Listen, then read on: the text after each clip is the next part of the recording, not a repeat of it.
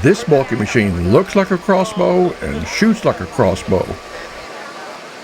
But to Brian Miser, who built it and who's about to be launched from it, and Tina Miser, who's at the controls, it's still a cannon. The cannon's going to accelerate him from 0 to 65 miles an hour in less than a half a second. The cannon will be elevated to 41 degrees, making him peak out around 47 feet. He's traveling about 125 feet tonight. The traditional countdown serves a real purpose. Yeah, I just have to know, 4 or 5 seconds in advance to be ready to take the impact of the shot.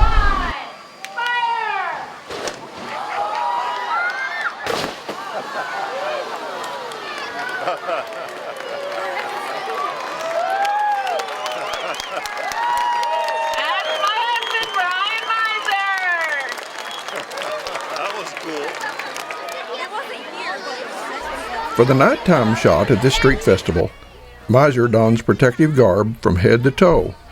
As Tina Miser reminds onlookers, Brian's the only person in the world to do this stunt. Getting shot from the crossbow on fire. this shot adds even greater risk and time to an already dangerous stunt. 20 seconds doesn't sound like a long time to hold your breath, but when you're squeezing everything you've got, and that takes a lot out of you right there. And then trying to, you see got all these flames hovering all over you and just moving around, and you just kind of got to stay calm and let it do its thing.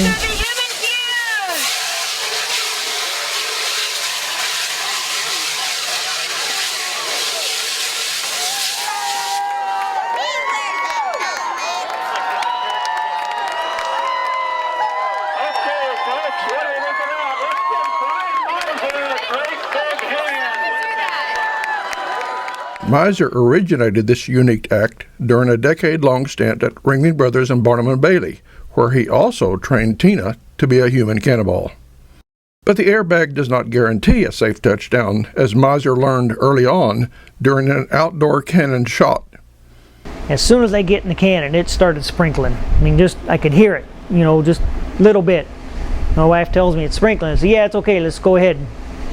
And I shot, and the airbag had just enough sprinkles on it, just wet enough, it became a slippery slide. I hit the airbag and I just slid right off the end, and I slid about 5 feet on my butt in rocks, and it bounced me to my feet, and the airbag didn't even deflate, and I ended up dislocating my tailbone on that one, and bad bruises everywhere.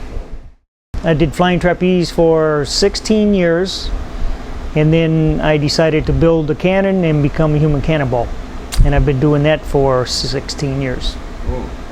So I've been professional for 32 years. I've been wearing and tearing my body up for 40 years.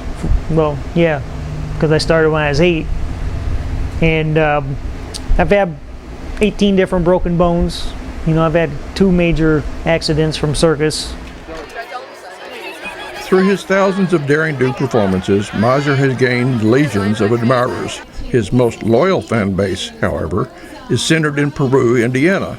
That's where he met and married Tina, and where the couple has watched their daughter follow a similar pathway to Brian's at the Peru Amateur Circus. Skylar, she is 9 years old, and she's in the amateur circus. She does tumbling, trampoline, triple trap, and high casting. And she is good. She's loves performing.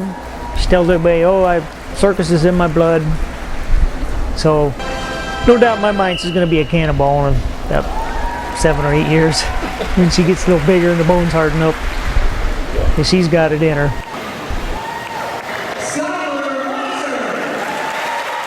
I kind of took the summer off this year, and I'd go down and fix some rigging and help the flying act and a little bit of the trampoline act. Yeah, it's a fun experience. And it was back to his touring schedule. This included an extended fair engagement within the confines of a one-ring circus. 3 shows a day for 17 days. It's 51 shows. I've kind of done a little of everything. So I've done a single cannon, built 2 double cannons, and now I am shooting in a tent for the first time. Here I had to make a lot of changes, shooting into a net that was hung, that's hung like an apron, a trapeze apron, and it's a shorter shot, a lot shorter. Only 62 feet. Yeah, it's quick. 4, 3, 2, 1, go! Which didn't go so well the first time. I ended up breaking my nose on the takeoff, and then my gums on the top and the bottom just ripped them, so they're still healing. That's actually the most painful part, is the gums, and luckily it didn't get my teeth. It was the first shot here. I didn't want to do the second one after that happened, you know, but I had another show 3 hours later, and it was like, all right, get that confidence up, and to me that's exciting, and then when you do it right and the audience reaction to it, and it gives you a good feeling of like accomplishment in yourself.